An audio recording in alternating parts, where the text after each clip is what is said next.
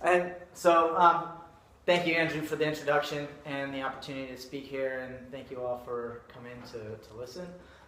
As said, my name is James Newton, and for those of you that I haven't had the opportunity to meet, look forward to talking with you and getting an opportunity to meet with you afterwards, especially if you have any questions regarding what I'm going to talk about, which is developing lacrosse programs in school and taking this idea from a concept into a reality. And where's my... So the purpose of my talk with you today is to understand how to create a sustainable sports program into an established community. The idea for me right now is that I'll talk to you. I tried to take the concepts that seemed very organic to me, and I tried to put them, explain them, and then talk about how they happen. So go from the concepts to the actual practice of how it rolled out. But so I want to talk to you about building a sustainable program. And I come to you talking about this because of my own personal experience, which was an amazing opportunity on the Gulf Coast. I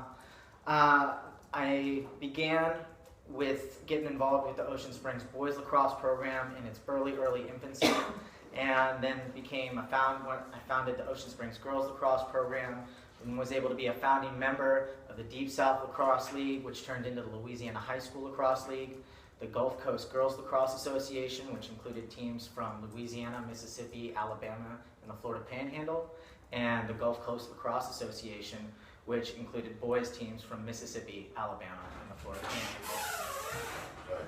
It's all good.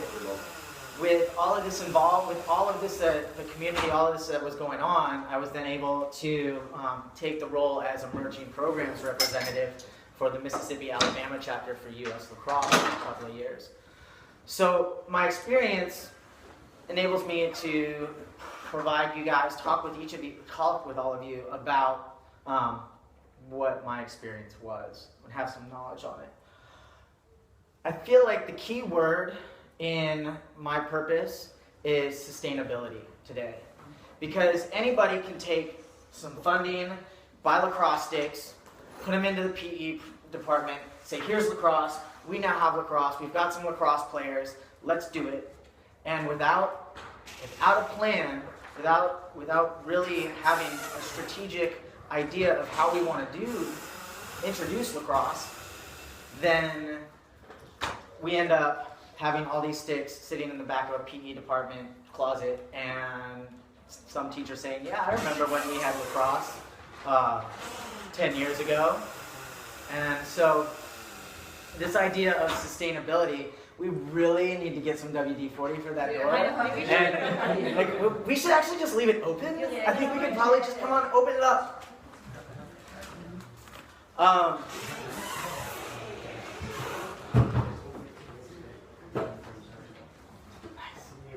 Yeah, I think that's going to be a way better option. All right, so this topic, this conversation, this idea of sustainability, introducing something and making sure that it continues over time, long past. Please leave that door open because it just... I'll just turn the egg on. No, it's all right. It's not about it being hot. It's about how loud the door is. Okay. I promise no one else will come in. Just in case. No, don't close it. All right.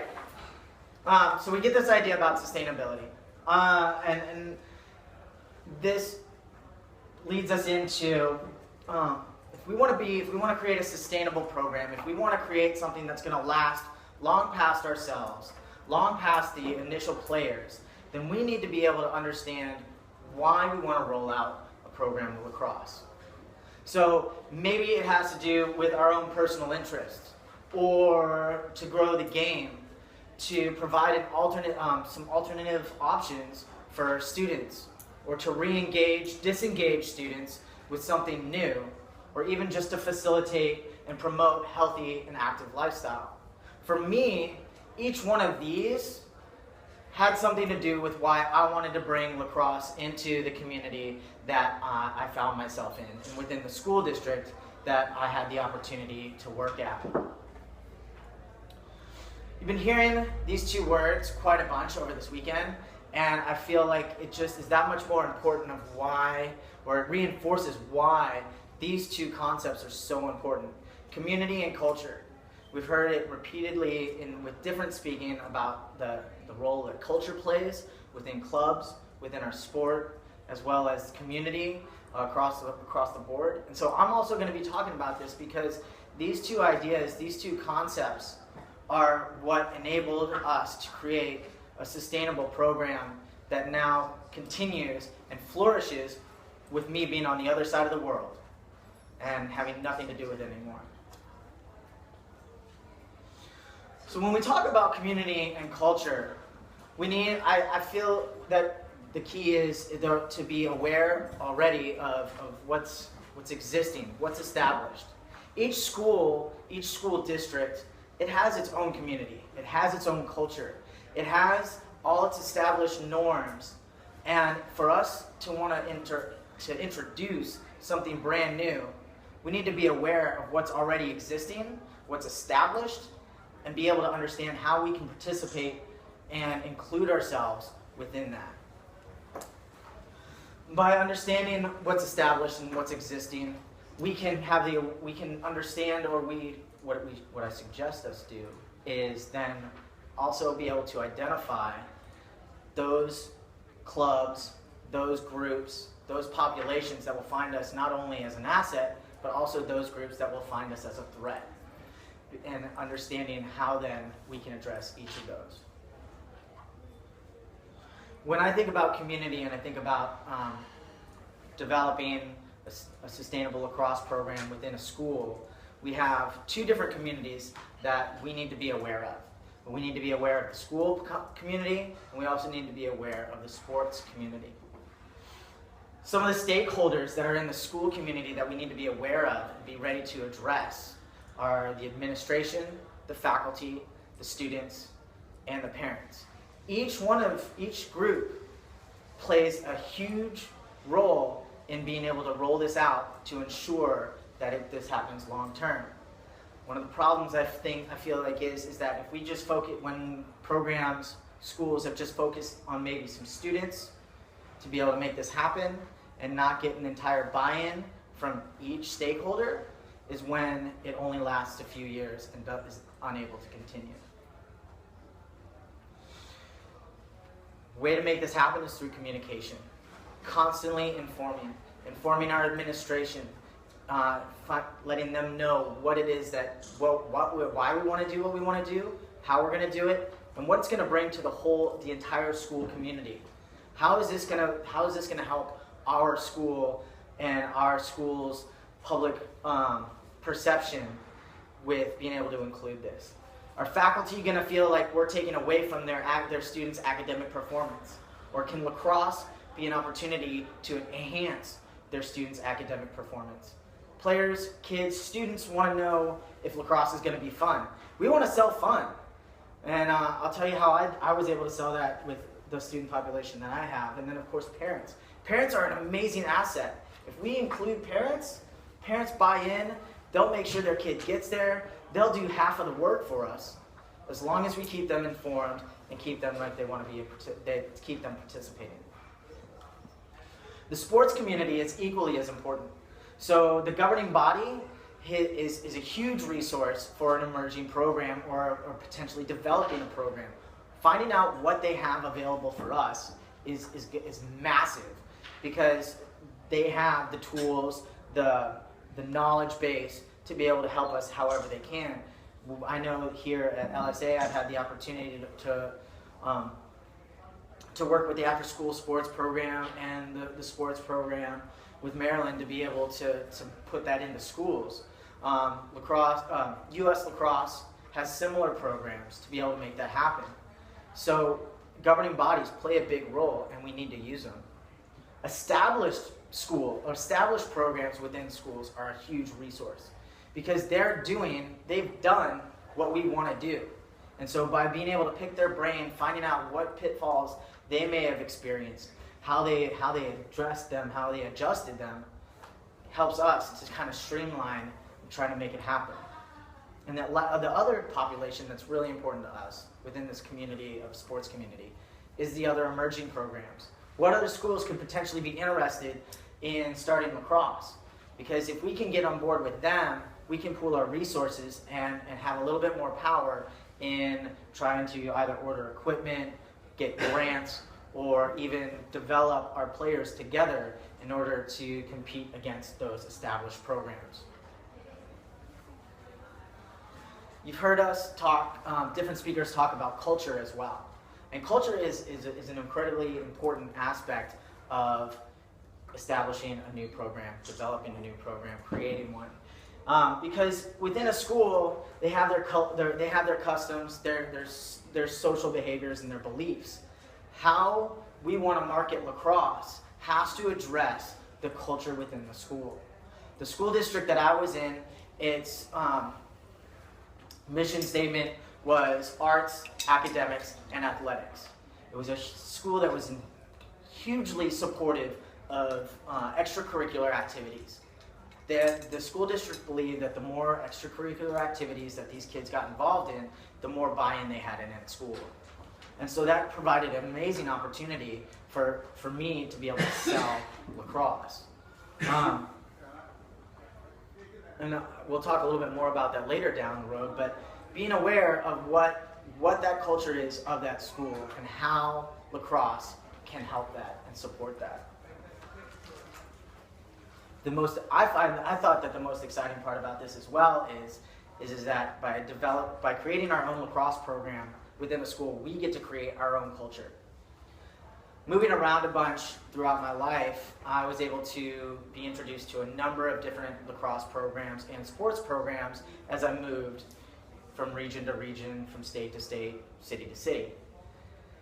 And so as a player and as a coach, I had to understand and learn the culture that I was entering as a player or as a coach, and then try to either influence that culture by my own playing or coaching, or embrace that culture. With us creating our own lacrosse program, we get to create our own culture, and that's exciting because it's however we want. I don't know how many of you potentially have gone into a club and it's been all about it's win or nothing, and that's trying to roll something out with that mentality makes it incredibly difficult for those kids that are trying to learn a new sport. Whereas if we create a culture of inclusion, of fun, and community-based, then we're able to generate tons more interest, which then is ultimately building something bigger than just a winning team. Once we have this idea of why we want to do lacrosse, what the community, what the culture is that we are entering, and the community and culture that we want to create, we need to come up with a plan. And like any business model, we need to have our strategic plan on how we want to roll this out. What do we need to do right now? If our goal is to create some sort of lacrosse program team within a school this year, 2016, what needs to happen? And how are we going to do it? If this happens in this year or the next year, then we need to have a succession plan. We need to know what are the goals for us to have in 3 years, in 5 years. If we don't have attainable goals, then we are not moving forward. We have nothing to check our progress with. So a plan is essential. And within these plans, we need to be able to identify what our opportunities are, both known and unknown. So where are some of the people going to be in our school that are going to be supporters for us? And how can we utilize them? How can we foster a relationship with faculty members, with administration, with other extracurricular activities, other clubs, other sports, to really help solidify our importance within the community? What are our resources? Outside of the two communities that we talked about, of school and sport, what are some other resources that we may be able to use? whether it be sports as a whole, lacrosse sports, high school sports, clubs. There's a number of other after-school sport club or after-school clubs, extracurricular clubs that are looking for more involvement, more inclusion. If we can work with them, then we're just building our reputation even more so. We have to have a plan of progression. So that's part of that now 3-year, 5-year plan. What are our goals? Because if all we want to do is just play, we just want to have a lacrosse team, we want to play games, then we can make that happen with those sticks that we bought. But if we don't have an idea, if we don't have long-term vision, then the sustainability part of it doesn't exist. And part of that sustainability is succession. Because our players that come in, whether we're at high school, middle school, or elementary school, if they're in middle school, say, they're coming in at year 6 and leaving at year 8. So if we don't have a succession plan, once those kids that started in year 6 roll out after 8th grade, if we don't have a succession plan, we don't have a team anymore. We don't have a program anymore. How are we going to continually involve these kids as they come into year 6? How are we going to get year 6 kids to get better when they are introduced to us within our school? High school, same deal. So we need to have a succession plan. And if you're in a school district, if you're a teacher, I know you're not going to plan on teaching your entire life. You're going to retire at some point in time. You're going to leave. Life changes. We have to have a plan of succession. We have to know if we leave, if life happens for whatever reason, that we've got things in place for us for that to happen. So involving more faculty members, training coaches, getting faculty members to be able to be coaches, and having that buy-in so that when we leave, this still continues. One of the exciting things for me is that the majority of my lacrosse career has been in developing regions in the United States. So while I was introduced to lacrosse in Richmond, Virginia, I was a player and I was a coach in California. I was a player in the mid-90s in the San Francisco Bay Area, and during that time in all of the Bay Area, there were 5 teams. So I had an opportunity to play for a rec club team when I was in middle school that also had a high school team, and then I had the opportunity to play for a high school varsity team. But we had to travel 2 to 3 hours a week to be able to get a game. And so I understand as a player what it's like to play a sport that nobody knows anything about. Walking around with a lacrosse stick, and people being like, what is that? And trying to sell it and be like, this is the most awesome sport ever. When in the West Coast, it's still predominant, your 3 predominant sports, there's all sorts of other things to do. So it was difficult as a player to be like, yeah, come check out lacrosse, because there was so many other things going on. As an early coach, I was in San Diego, and San Diego was developing and growing as I started to get involved. So where it was just a beginning in early 2000s, there may have been 8 teams that were established and have been established. By the time I left, there were over 15 teams. And so that constant growth that was being pushed within the schools really has helped develop the sport. Now, within California, it's a California High School Athletic Association sponsored sport. So almost every school district in California has lacrosse. It's well established within the private and Catholic schools as well. So it's taken steady time with individuals trying to build and grow it. Particularly, what's been exciting for me has been on the Gulf Coast. And I told you a little bit about, with my experience, all the stuff that included the Gulf Coast. So that's really where I'm going to talk to you about now, is my own personal experience. I'm going to try to jump past, I got 15 minutes. I want to give you all plenty of time to be able to ask me questions about this. So I'm used to jumping back and forth. I'm going to try to keep it very linear and just hit main points. So in case you want to ask anything afterwards, you can. So where's the Gulf Coast? So we have the East Coast, we have the West Coast, and we have the Gulf Coast, which is the Gulf Coast of Mexico. And traditionally, I think most of us know that lacrosse, the hotbed has always been the Northeast. And it's only been in the past 15, 20 years that lacrosse has spread all across the U.S., down the Atlantic coast and across the West Coast. The Gulf Coast has been this last region to be able, or to be introduced to lacrosse. What it includes Houston, Texas, New Orleans, Louisiana, Biloxi, Mississippi, Mobile, Alabama, Pensacola, Florida, and Tallahassee, Florida. And what we need to know, or what I want to, it's there. That's where it is.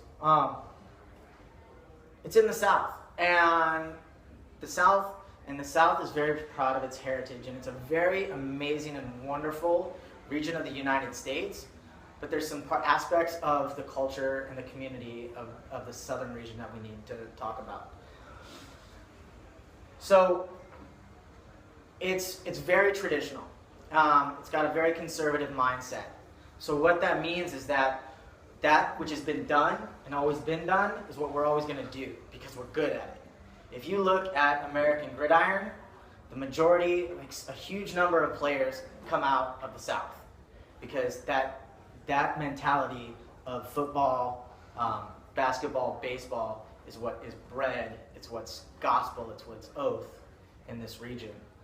So having to understand this big three sports mentality of everybody plays football in the fall, everybody plays basketball in the winter, everybody plays baseball in the spring, needs to be understood, and by trying to enter that, the sport, really need to think strategically on how to get involved and not go head to head with any of these sports, which is no different really than going up, being involved with AFL or cricket, because those are the main sports. And so, what I found and what we did is we worked from the peripheral and then worked our way in.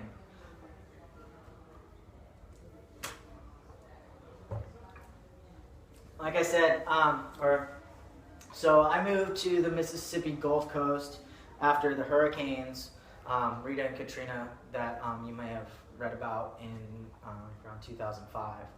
After helping with relief work, I decided to stay around, and I was fortunate enough to be able to find a community that had lacrosse. The two founders were from the Northeast. They had relocated, and their children had played lacrosse. They didn't find lacrosse down here, and so they wanted to start it up. I was very fortunate to be able to find them in their second year of existence, and so they were still just trying to roll this out, and I was able to get in at the base level with these two gentlemen and form two amazing relationships with them. The club was a rec club. It was part of a Parks and Recs club. So we used the facilities that Parks and Recs gave us, and we had players from about 5 schools within the area, and these kids ranged from year 6 to year 12. The closest teams, there were 2 in New Orleans that were still at their fledgling level as well, and there was lacrosse in Birmingham, Alabama, which was about 8 hours away.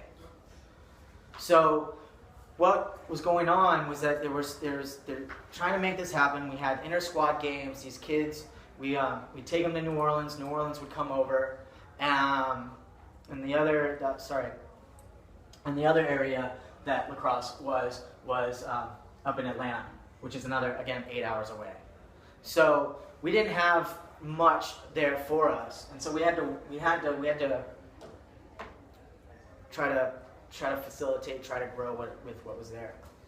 After the first year with the Gulf Coast Gators Lacrosse Club, I had the opportunity to be employed by Ocean Springs Middle School, which the majority of the student population of this club were students at, or at least in that school district. And knowing my love for lacrosse, knowing what lacrosse has given to me throughout my life, and finding this lacrosse here in this community and its need to develop, its need to grow, I talked with the administration about what we could do, what I could do to be able to help grow the game and introduce it here within the school district.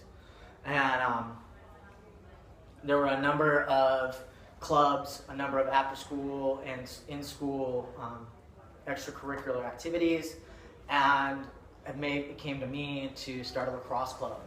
So that way, these kids would have exposure to lacrosse within the school on the daily.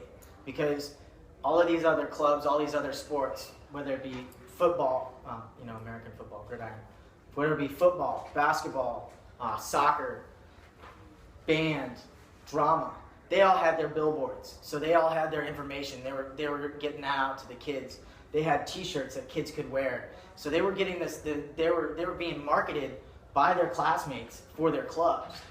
And if I wanted lacrosse to be out there, if I wanted lacrosse to know, why not do the same thing? So by being the faculty representative, I started lacrosse clubs to be able to introduce what lacrosse was. Now, we had a few players in the school, but 98.5% of the student body had no idea what lacrosse was. So it was a matter of selling it and selling it hard. During lunches, having a table with lacrosse sticks and a helmet and maybe one of the two players that were there to be there, and just have flashing lights. Come find out about lacrosse. What's lacrosse all about? And once a week, turning into once a fortnight, then turning into once a month, we would have lacrosse club, and I would show them game footage, and I would teach them about the game to be able to expose it, so that once we were ready to have signups, there were students that had an idea and knowledge about lacrosse.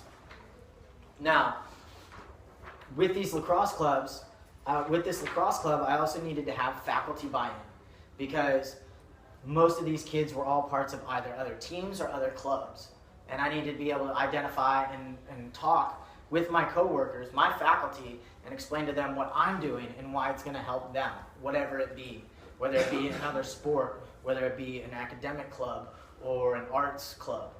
They needed to know, I needed them to feel reassured that I was going to be supporting them and not taking away their participation. With all of this going on within the school, and there's plenty more, but I just want to hit on some of the main points. What we also did with the Gulf Coast Gators that then ultimately turned into Ocean Springs, and while it wasn't sponsored by the school, it was endorsed by the school, Ocean Springs Greyhounds Lacrosse.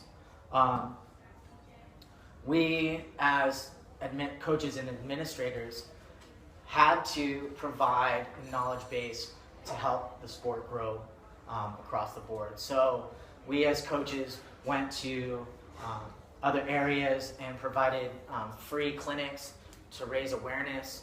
I was on the phone with school athletic directors on a constant, trying to offer clinics. We would travel up to 4 hours just to go provide clinics to try to raise awareness. And once there was a foothold, we would then provide drills for those adult parents that wanted to make that happen, and lead that out there, which then ultimately enabled us to have that constant communication, to create leagues, and to create resources and a pool of resources for one another to be able to support and maintain and develop. Because while rivalry is amazing, if we don't support our own community, then we don't grow. If we don't grow, if my team, if I don't communicate with my opponents about what I'm doing to up my game, and their game stays at a constant level, then I start to smoke them. Their players aren't having fun, their players quit. My players aren't having fun anymore because now they're doing behind the back passes because they can already do right and left. They're not having fun, so they're going to go try to find something else that challenges them as well.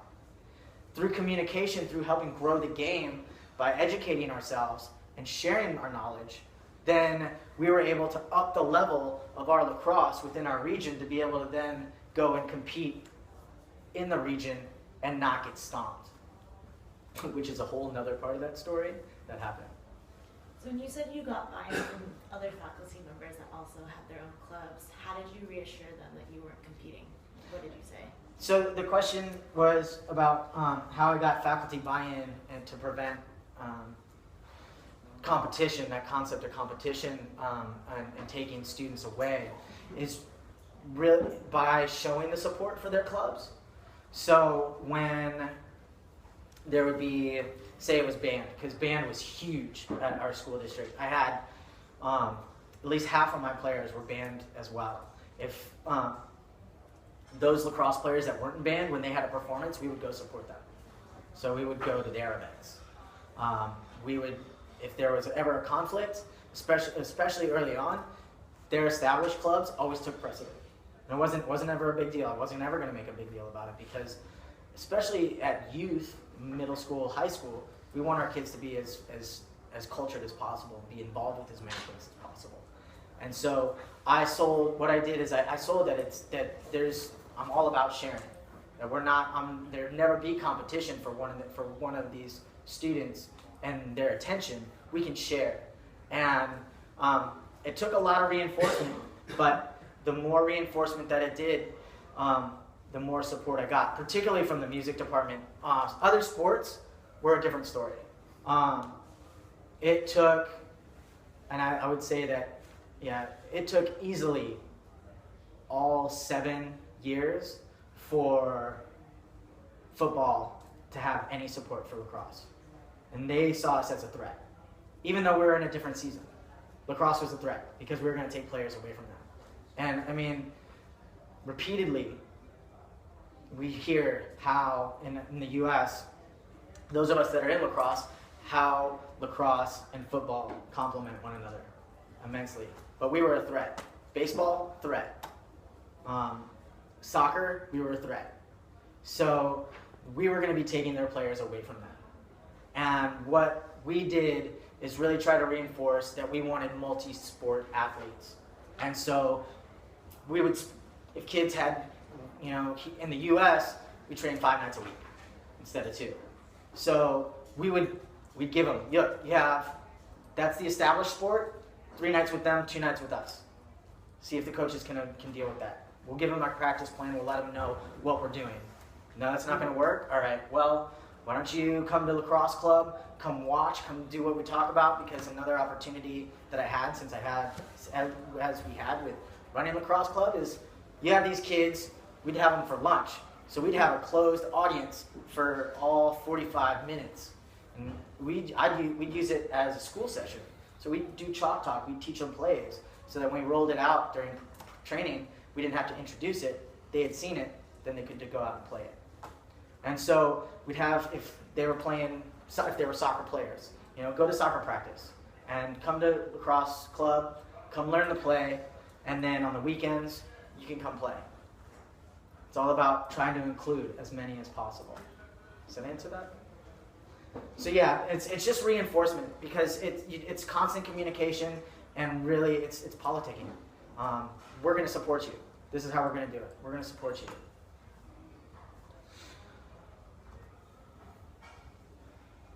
The best place for me to be able to speak with you about developing a program is specifically within Ocean Springs Girls Lacrosse program, because girls lacrosse didn't exist in Mississippi before 2007, 2008. When I got into the middle schools, Ocean Springs Middle School, my goal was I was a men's lacrosse player. I was a boys lacrosse player. I'm going to help develop boys lacrosse here so that we can build our program. I got into the middle school, started this club, and a third of the students that came up ended up being girls. And so I was like, awesome. Yeah, but I don't know anything about girls lacrosse. And so these girls are like, we want to play lacrosse, we want to play lacrosse, we want to play lacrosse.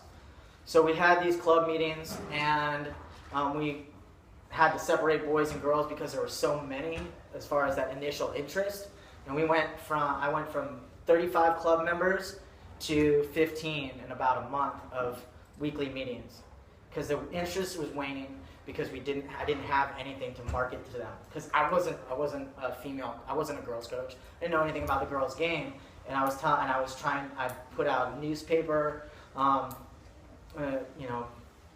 ad about if there's any women's lacrosse players. I looked into it at the local Air Force base, and really asked all around to try to find a women's lacrosse coach for these girls, anybody that had any experience, and nobody stepped up. And when we got to 15 players from 35, seeing that loss, I felt like if something didn't happen, we were going to really miss out on a huge opportunity and something really special. So I got involved with girls lacrosse. And any of you guys know, getting from girls lacrosse, men's lacrosse to women's lacrosse is a ridiculous learning curve. But it was great. And being the only program, only concept in Mississippi, we had to really start to reach. Established communities with girls lacrosse was Atlanta, Georgia, Birmingham, Alabama, and Houston, Texas. All of those between 6 and 8 hours away.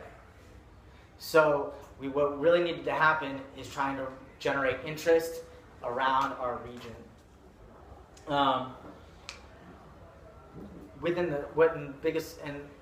The way that I did it to begin with was within our school itself. So generate enough interest for us to have 2 teams within our school so that they can play one another and have a good time, learn the game. And as we did that, then start trying to branch out to other schools in other areas. Just a question, I mean, especially, and I know you're talking about girls, but for the boys, how much was cost a factor? Because it's like ice hockey, it's you gotta buy helmets, you gotta buy all the gear, and it's hundreds of dollars for it. Was that a big hurdle? Yeah, unfortunately enough, the way that the boys started that was reaching out to the lacrosse community. Look, we want to make this happen. And so the 2 gentlemen that were from the Northeast, from New Jersey, Long Island area, they just reached out to their contacts and said, we want to start this program. Can you guys spread the word that we were looking for helmets, that we're looking for help? And they started getting those things in. And that's part of that, that supportive community to be able to make that happen.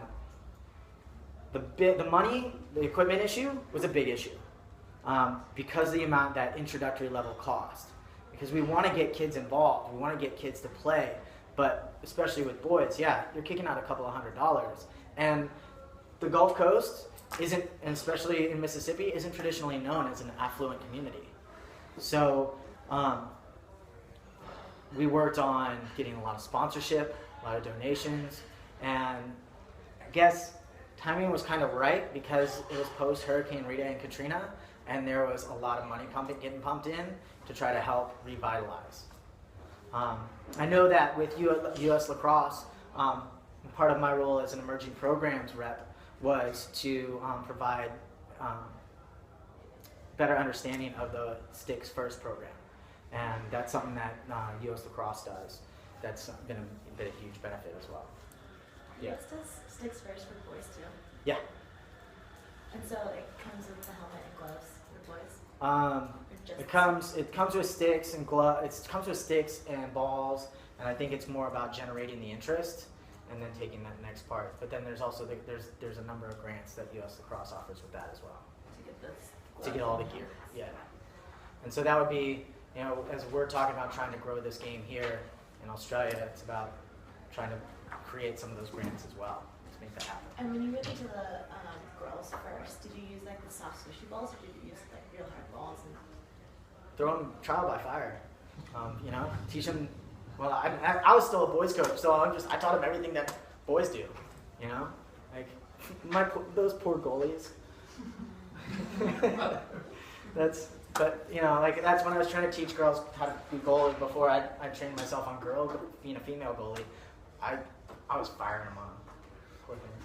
But John, we're 2 minutes. So that building and getting embedded within the community, within the school, is how we went from starting with 15 girls to 50 plus girls. And as the generation, as it grew within the school, those girls then expanded it to their friends in other school districts, and we were able to help that grow. As you heard me talk a little bit about as an emerging programs rep, there was a lot of cold calling and a lot of harassment and a lot of follow-up about what can we do for you to make lacrosse happen, because this is the fastest growing sport. And that was a big selling point for us and for me and for lacrosse in the U.S. is that it's the fastest growing NCAA sport. Particularly, women's lacrosse is the fastest growing NCAA sport. And so having that tagline, look, you want your students to go to college, then this is an avenue to make that happen, because this is happening, this is growing right now. I think, so the key points on this, know the environment that you're entering and utilize what's available. You need to have faculty representation. If you're going to be in a school, there needs to be a face among the crowd. Some feet need to be on the beat to meet the people that they need to meet. So whether it be yourself or whether it be some faculty member that you get to buy in on this, there has to be somebody super amped to light the fire. You gotta have the student buy-in, and that's all about having fun. That was the biggest thing that I sold. For my boys, I told them, you get a stick, you get to beat somebody with it, they signed up. Told the girls, this is a great opportunity to go travel, check out the rest of the state, the rest of the region. They were in, because they wanted to travel. And it's all about cultivating this culture of lacrosse, the culture of our sport, and the love of our sport. Thanks.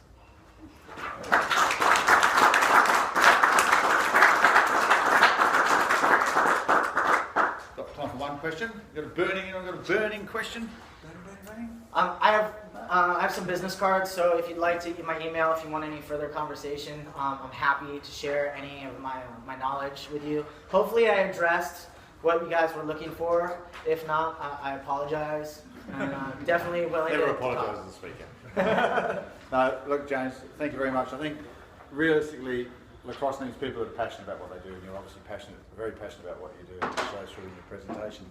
But I guess from what I took was at the start, you need a plan.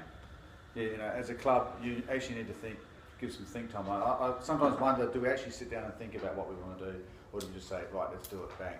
We need to give ourselves some think time and a plan going forward. What does it look like to actually get schools involved with lacrosse? Because it is hard, and as you said, we always try to go up against the big three. Well, we have our big three in Australia as well. So give yourself some think time. But on behalf of the Australian Lacrosse Association, thank you very much for that session. And so guys, it's lunchtime at the dining room.